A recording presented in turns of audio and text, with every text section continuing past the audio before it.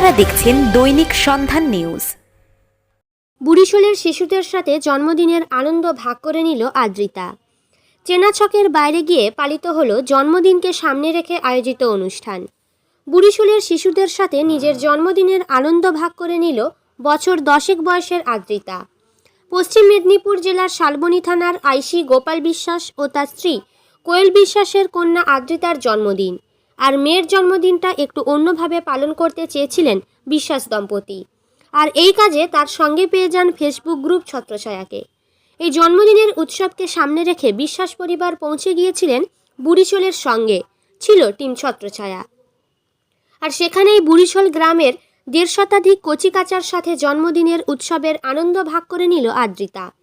এদিন বিশ্বাস পরিবারের উদ্যোগে এবং ছত্রছায়ার ব্যবস্থাপনায় 1.5 শতাধিক শিশুর জন্য ভাত, ডাল, ফুলকপির তরকারি, মাছের ঝাল, মাংসের ঝোল, চাটনি, পাঁপড়, পায়েস, মিষ্টি সহ মধ্যাহ্ন ভোজের ব্যবস্থার পাশাপাশি কিছু উপহার তুলে দেওয়া হয়।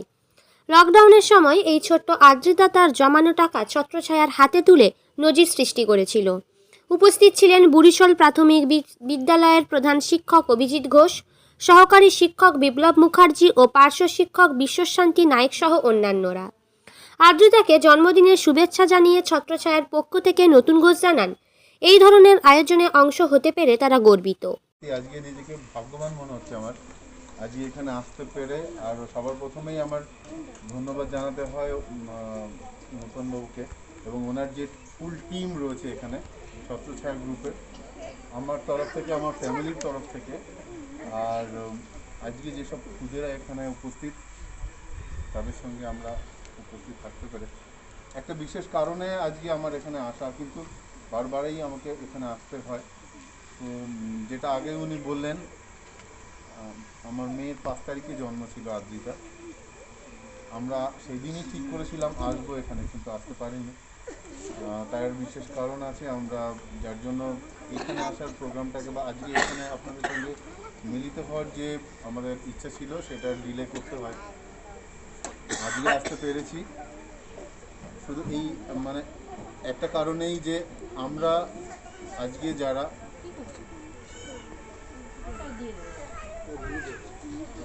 গ্রামের পরিবেশকে দেখে না, বা আমি সত্যিকারের অনেক ছোটবেলা থেকেই গ্রামে বড় হয়েছি, এরকম রিমোট গ্রাম যেখানে ফসল হয়, যেখানে চাষবাস হয় সেখানকার মতো জায়গায়, কিন্তু এই বড় হওয়ার পরে এত কাছ থেকে এইভাবে দেখতে পারেনি।